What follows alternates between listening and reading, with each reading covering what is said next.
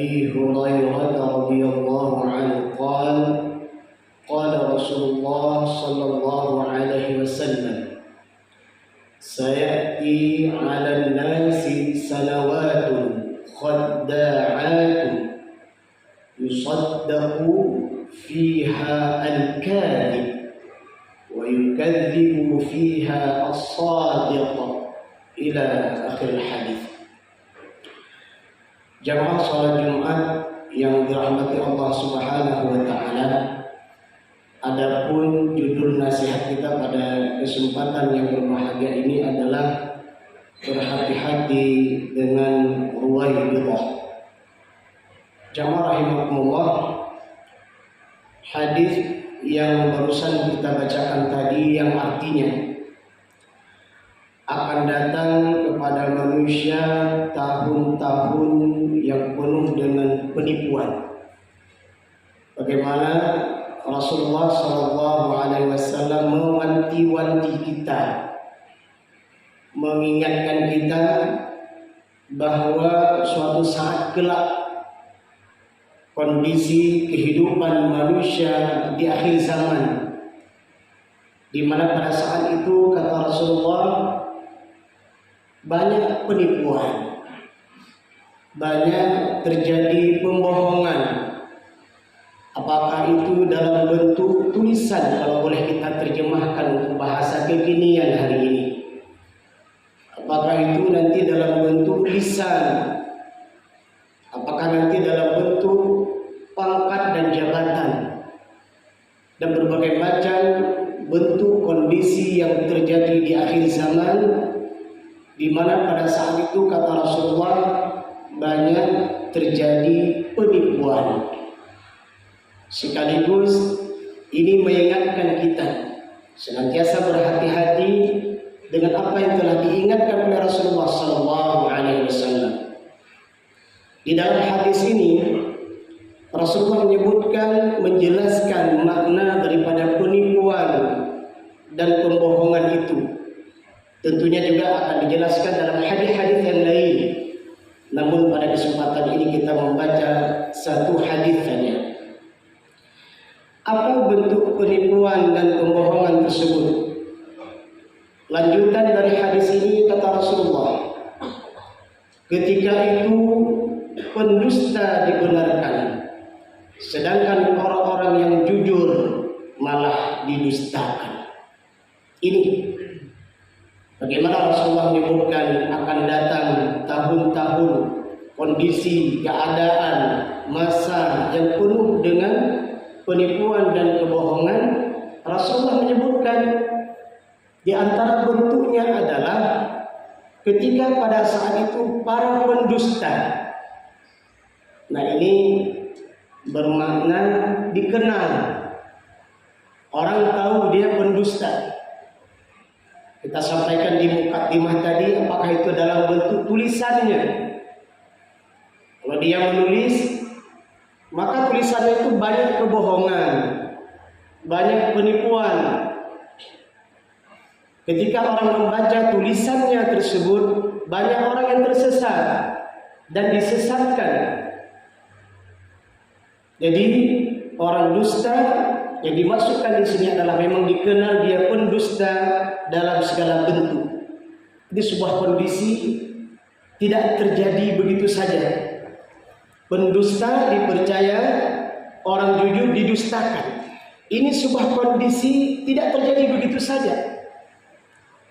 Karena mereka-mereka yang menentang Allah, mereka-mereka yang menentang Rasul, mereka-mereka yang menentang kebenaran akan melakukan berbagai macam cara dan upaya untuk menaikkan dan memunculkan para pendusta dan untuk menenggelamkan mereka orang-orang yang jujur.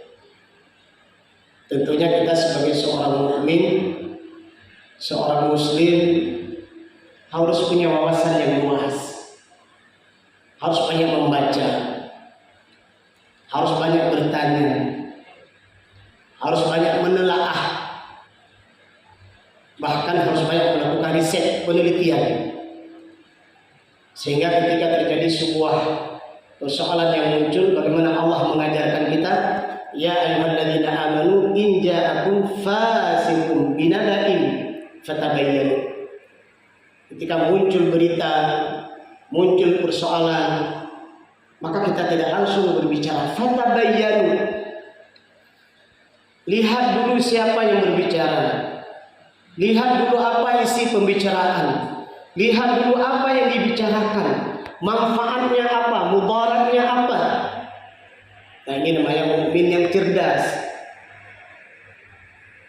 Karena kondisi hari ini bagaimana digambarkan oleh Rasulullah SAW jauh sebelumnya, dan kondisi akhir zaman itu akan terjadi. Maka jamaah rahimakumullah, dalam kondisi seperti itu digambarkan oleh Rasulullah, pendusta dibenarkan dan orang jujur didustakan. Bagaimana sifat dan sikap kita dalam menghadapi itu? Nah, di sini butuh benteng diri kita, butuh benteng keluarga kita, butuh pertahanan lembaga-lembaga kita, terutama khususnya lembaga pendidikan, bahkan kita di masjid, bahkan di perusahaan kita, bahkan dimanapun kita tempat berada, saat menghadapi banyak pendusta yang dibenarkan dan banyak orang yang benar didustakan, pada saat itu berhati-hatilah.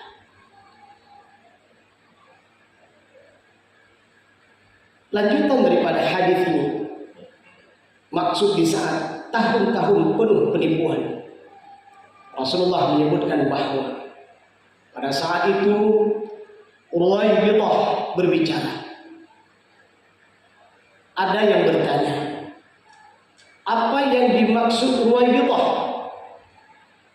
Beliau Rasulullah Muhammad SAW menjawab, Urwaibithah adalah orang bodoh yang turut campur dalam urusan masyarakat luas. Hadis riwayat Ibnu Majah. Turut campur dalam urusan masyarakat luas, tapi dia bodoh. Ini sangat berbahaya. Kita tahu ketika dia berbicara dalam masyarakat luas, berarti dia punya jabatan penting. Dia punya urusan penting yang harus dia urus. Dia punya jabatan penting yang dia pegang, di mana urusan pangkat dan jabatan yang dia pegang tersebut adalah menyangkut urusan masyarakat luas, kata Rasulullah. Apa itu? Di antaranya adalah para pemimpin. Seorang pemimpin punya peran yang seharusnya mengayomi rakyatnya, melindungi rakyatnya, mensejahterakan rakyatnya, memberikan kebaikan kepada rakyatnya. Tapi kata Rasulullah, di akhir zaman nanti akan muncul Urwaibithah, akan hadir pemimpin-pemimpin bodoh. Ini bukan kata saya, kata hadis. Ketika seharusnya dia mengayomi rakyat, tapi yang terjadi bukan mengayomi rakyat, tapi justru menyengsarakan rakyat. Silahkan diterjemahkan sendiri. Bagaimana maksud rakyat itu sengsara? Tentunya kita paham yang namanya masyarakat butuh dia sandang dan pangan. Maka pada saat itu sandang dan pangan disusahkan oleh para pemimpin. Mereka butuh hajat dan kebutuhan hidupnya terhadap hal-hal yang akan menopang keberlangsungan hidupnya. Maka seluruh kebutuhan rakyat pada saat itu disulitkan. Berbagai macam cara, mungkin harganya mahal, barangnya sulit didapatkan. Dan yang sangat menyedihkan, memilukan dan memalukan kita adalah ketika masyarakat menjual barang dagangannya dibeli dengan harga yang sangat murah. Na'udzubillah. Naboh minum, naboh coklat, mungkin tanaman-tanaman yang tanyo pula untuk tapublo, dengan tapublonya tanyo bisa untuk menjadi bekal dalam menjalani kehidupan tanyo. Tapi pada saat itu na'udzubillah min dzalik, seluruh harga yang kita jual, yang dijual oleh masyarakat, dibeli dengan harga yang sangat murah. Tapi dalam kondisi yang lain, di saat masyarakat membeli kebutuhan hajatnya, dijual dengan harga yang sangat mahal, dan bahkan barang tersebut sulit didapatkan. Kenapa? Karena ada mafia-mafia yang mengelola harga-harga tersebut menjadi harga yang sangat mahal, dan ada mafia-mafia yang menimbun barang-barang tersebut sehingga sulit untuk didapatkan oleh masyarakat. Dan suatu saat kemudian ketika masyarakat sudah susah, sudah resah, sudah gelisah, sulit mendapatkan barang tersebut karena ditimbun, maka akhirnya dikeluarkan sedikit-sedikit. Pertanyaan, saat dikeluarkan barang kebutuhan rakyat tersebut sedikit-sedikit demi sedikit, apakah itu harganya akan turun? Tidak. Justru harganya akan naik, semakin melipat dan melipat. Na'udzubillah. Ini kerja siapa? Kerja Ruwaibidah, orang-orang bodoh yang jadi pemimpin. Ketika orang bodoh jadi pemimpin, maka aparatur di bawahnya, orang-orang yang menjadi suruhannya, maka akan mengikuti pemimpinnya. Nah, ini yang sangat kita menyakitkan. Oke lah, pemimpinnya bodoh, tapi aparaturnya pandai, bijaksana, baik dia. Tapi kalau pemimpinnya bodoh, dibodohkan atau memang membodoh-bodohi dirinya, maka akhirnya aparaturnya pun menjadi orang bodoh, bertindak pun penuh dengan kebodohan. Na'udzubillah. Itu kalau pemimpin. Kalau Ruwaibidah itu, penyakit Ruwaibidah meningkat, menghingga pada mereka yang ahli bisnis, maka dia akan menjalankan bisnis-bisnis haram. Dia akan menjalankan bisnis-bisnis yang itu menghancurkan kehidupan masyarakat, bangsa, agama, dan negara. Kalau Ruwaibidah itu hingga kepada pakar ekonomi, maka ekonomi bangsa tersebut akan menjadi ekonomi yang hancur babak belur. Terkadang pun kita heran, banyak profesor, doktor, ahli ekonomi, tapi kenapa ekonomi bangsa tersebut hancur, turun bebas pada kehancuran? Apa penyebabnya? Karena bodoh. Maka kita sampaikan tadi, terkadang bodoh ini ada yang membodoh-bodohinya. Mungkin dia pandai, tapi dibodohi. Lebih tepat kita katakan adalah jahiliyah. Orang-orang jahiliyah dulu apa kurangnya? Gunung bisa dipahat menjadi restoran. Mereka punya teknologi yang canggih. Tapi kenapa mereka diberikan label jahiliyah? Bodoh. Karena imannya sudah terkikis. Inilah kondisi akhir zaman.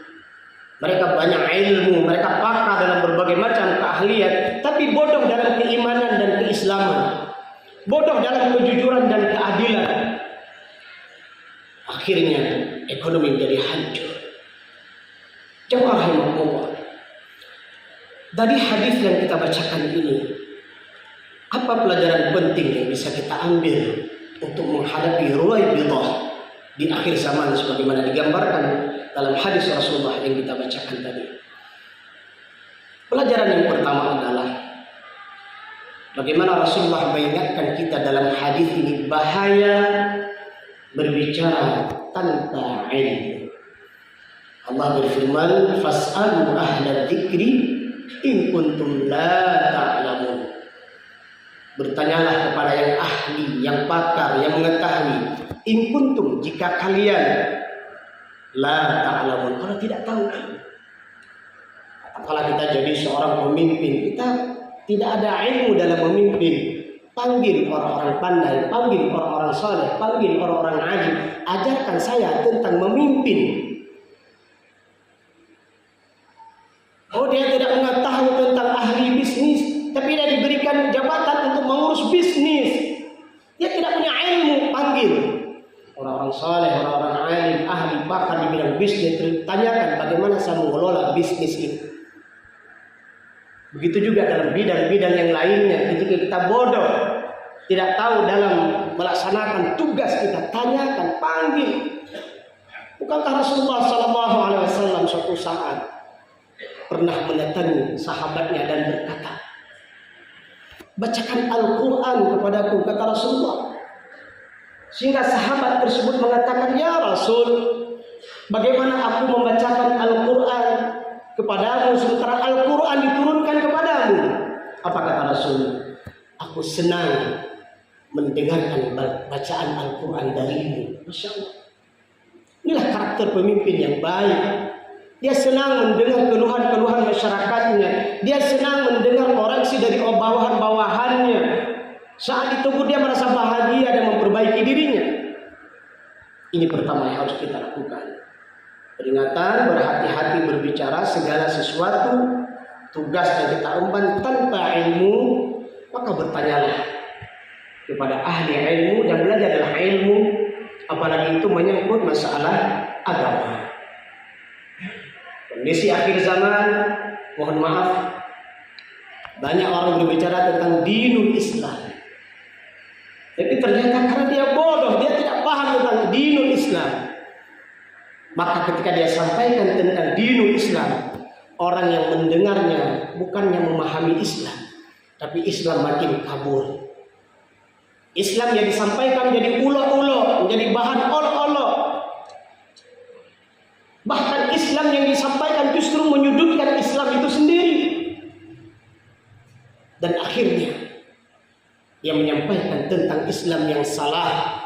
Maka banyak orang Islam yang sesat dari apa yang disampaikan oleh orang yang tidak paham dinul Islam. Bahkan tidak sedikit di akhir zaman munculnya orang-orang mukmin, orang-orang muslim, tapi dia belajar Islam bukan pada tempatnya. Dia belajar Islam ke barat di sana. Dia tuntut Islam ke barat di sana. Pulang ke Indonesia, pulang ke negerinya yang muslim, maka dia menyampaikan Islam penuh dengan liberalisme, sekularisme, pluralisme. Yang itu akhirnya mengobok-ngobok Islam, mengkaburkan Islam, dan akhirnya membenci Islam. Na'udzubillah. Yang kedua, pelajaran penting dari hadis ini adalah bagaimana ketika Rasulullah menyampaikan tentang berhati-hati dengan tabun yang penipuan, dengan ruai bidah yang sangat berbahaya. Rasulullah menganjurkan kita bagaimana pentingnya kejujuran dan peringatan daripada kedustaan. Kita mulai kejujuran dari diri kita, dari keluarga kita, dari masyarakat kita, dan hilangkan segala bentuk kebohongan dan penipuan. Yang ketiga, hadis ini menunjukkan tentang pentingnya menjaga amanah. Dalam sebuah hadis, Rasulullah SAW bersabda, apabila amanah telah disia-siakan, maka tunggulah datang hari kiamat. Lalu ada yang bertanya, bagaimana amanah itu disia-siakan ya Rasulullah? Maka Rasul menjawab, apabila suatu urusan diserahkan kepada yang bukan ahlinya, maka tunggulah kiamat. Hadis riwayat Bukhari. Inilah hari ini yang harus kita fikirkan, mendidik kader-kader bangsa terbaik kita, anak-anak kita. Didiklah mereka dengan bacaan Al-Quran yang benar. Didiklah mereka mencintai Allah. Didiklah mereka mencintai Rasul. Didiklah mereka mencintai orang tua. Didiklah mereka mencintai orang-orang yang beriman. Hidup dalam kedamaian dan persatuan. Suatu saat kelak mereka yang kita didik hari inilah yang akan menjadi pemimpin-pemimpin yang benar. Dan terakhir dari pelajaran hadis ini adalah bahwa jalan keluar dari persoalan ruai bidah yang penuh penipuan yang kita hadapi ini adalah kembali kepada Al-Quran dan Sunnah Rasulullah Muhammad SAW. Semoga hadis singkat yang kita bacakan ini silakan dibaca kembali dalam kitab-kitab hadis dan tafsir, tentunya ada diimbangi dengan Al-Quran dan pendapat para ulama-ulama yang berada di jalan kebenaran sehingga menguatkan diri kita